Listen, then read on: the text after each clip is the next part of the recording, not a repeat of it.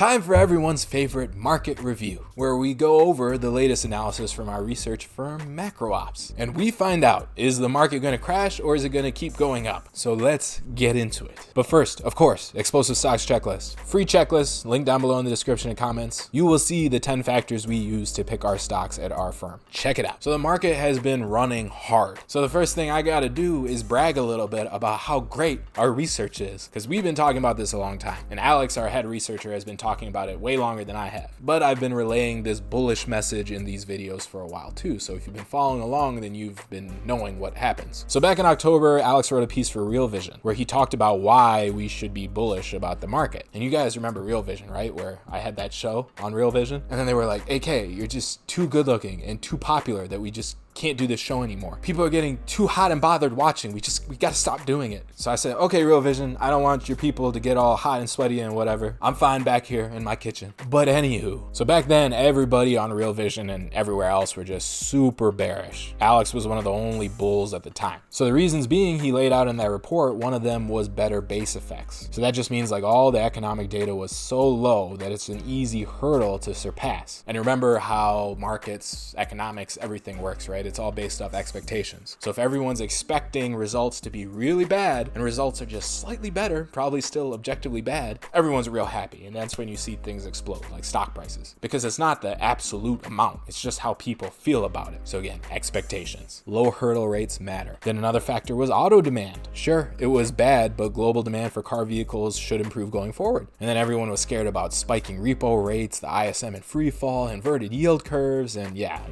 yada. Because there's always something to fret about. That's what builds the wall in which stocks climb. For a bull market to keep going, you always want people worrying about something, because that means there are bears that haven't invested yet. And as long as they're still scared and still bearish, the market can just keep going, because more and more of those people slowly convert and then put their money in, which we'll talk about in a second. So Alex said the market is a discounting machine and looks out 6 to 12 months, and things will look better than they are today. China will stabilize, the Fed will stay easy, global manufacturing recession will end, and we'll return to a very low but positive growth world, which is actually the best type of environment for risk assets, because low growth means low inflation, so the Fed keeps stimulating and all that money just gets piled back into stocks, so they keep rising. Now, like Alex says, it probably sounds like head in the sand thinking like, oh, you're bullish? You never sound smart saying stocks are gonna go up. Everyone looks down on you. The cool thing is to be bearish. But like Alex says, when it's not easy to take a certain position, that's more than likely the correct one, because markets are just funny like that. So as I was mentioning before, like the way a bull trend works, and really bear trend too, it's just the opposite, but there needs to be a disbelief in the prevailing fundamentals. And that's just a fancy way of saying that people aren't looking at the data correctly. So in this case that we've been seeing, people are overly bearish, even though things are okay. So the market climbs or falls by the incremental adoption of the narrative that spawns around these fundamentals. A bullish trend rises because bears keep getting caught short and forced to cover, while former bears and those on the sidelines decide to get long. So again, they're looking at the data all wrong, they're way too bearish, but stock prices still keep going up, so they have to cover their shorts. That adds to the prices going higher. And eventually the data keeps improving and they're so bearish, finally turn a little bullish and put their money in. And that incremental adoption of the new narrative, that's how the trend keeps going. And that's why you always want to make sure that people are still being bearish, because that's good for the bulls that are on the right side of the market, because that means more money on the sidelines to come into the market. So as people keep jumping on the trends, the bears are getting converted, it creates a feedback loop, that Soros style reflexivity, and eventually that feedback loop drives prices to a local extreme. And that means,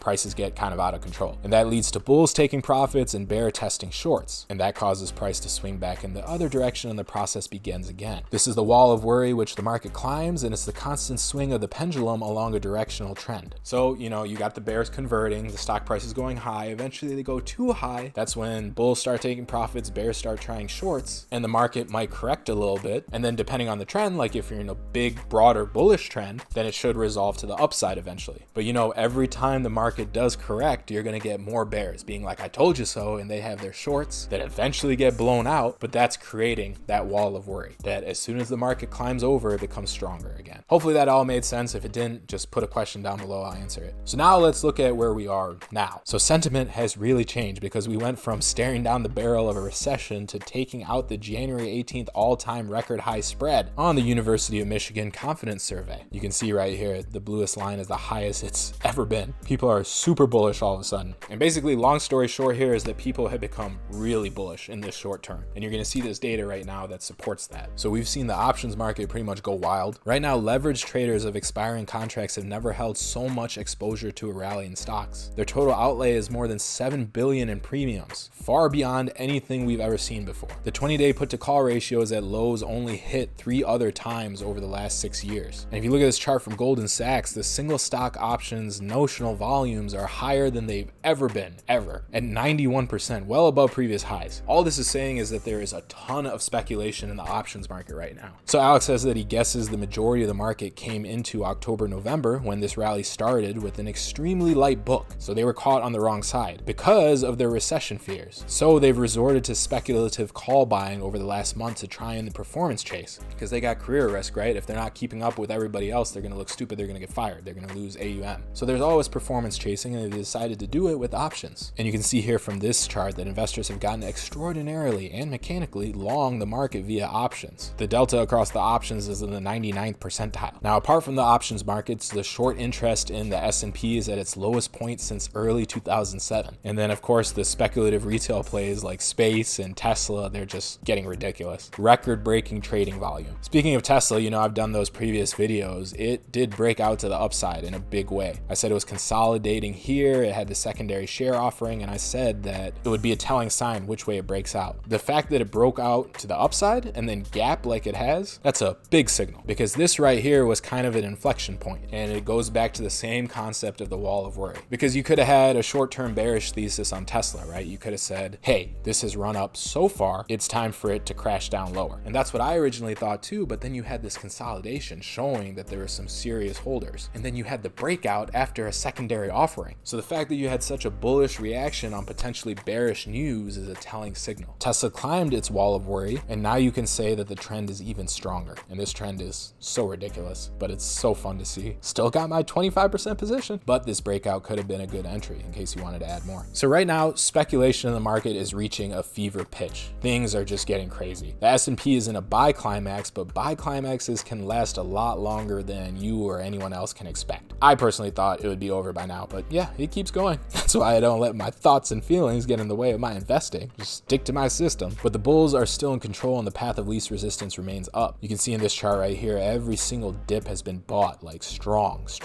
buying. We would need to see a close below the 3,365 level to think that there's a correction coming. And actually, as I'm recording this on Thursday, it's looking like the S&P will be down over 1% today, maybe. And that's knocking out the 3,365 level that Alex was talking about. But I don't know, like tomorrow's Friday, so you always wait for the end of week close. That gives you a much better signal. And this video will probably come out Saturday, so we'll see what happens. So what Alex thinks is that the market is about to enter an extended trading range, and that means he thinks it's going to trade sideways after maybe one more pop above the 3,400 level. But of course, this was written before this down day today, which who knows, might swing around by the end of the day. We'll see. But that range will hurt the speculative call buyers because their calls will expire worthless. Because with calls, you need the market to keep moving up, right? You're on a time limit. And it'll also frustrate the bears because the dip likely won't be large enough for them to buy into. So there's that saying, right, that the market will frustrate as many people as possible. That's what always happens. So you're going to piss off the bulls and the bears by just going sideways. But the path of least resistance and the trend is up. Like the bull is still alive. We might get a correction, but we're not going to get a huge crash. It's important to remember that we came into this year with Wall Street strategists being the most pessimistic on the stock market in 15 years. You can see right here, super bearish. And the market has a way of making fools out of those in the consensus. This year will be no different. Like I said, more bears the better for the bulls. And one last thing that's interesting is how bonds have been acting. Because even with this massive run, bonds have actually stayed up. You can see here, bonds are having a real nice day, up almost 1%. So Alex has had a significant position in bonds because they give a nice hedge against the long positions. And a lot of people are in bonds because they're scared of the coronavirus. Those fears are still holding up. And my systems actually had me rotate out of equities and into bonds a few weeks ago, I think. I still have a ton of equity exposure with a different system. So normally those two systems kind of work together. So to see them diverge is interesting. And if one has me in bonds for as long as it has, then that likely means a correction in equities is coming. And perhaps it has already started. Let's see. Either way though, it's always a good time to look for new stocks. And if you want help doing that, then definitely get our explosive stocks checklist. There's a link down below in the description and comments where you can get that. You'll go to this page, you'll put in your email, and I'll send it over to you. All free, don't worry. Also, smash like on on this video, leave a comment down below. You know I love comments. And of course, subscribe and hit that notification bell so you get email notifications every time our new videos come out. I got something new for you guys next week that's coming out, and I'm excited about it because I've wanted to build this thing for a long time. A lot of people have asked for it. Now I finally had the resources to do so. So subscribe so you don't miss out on that, and I will talk to you in the next video. Stay fallible out there. Bye.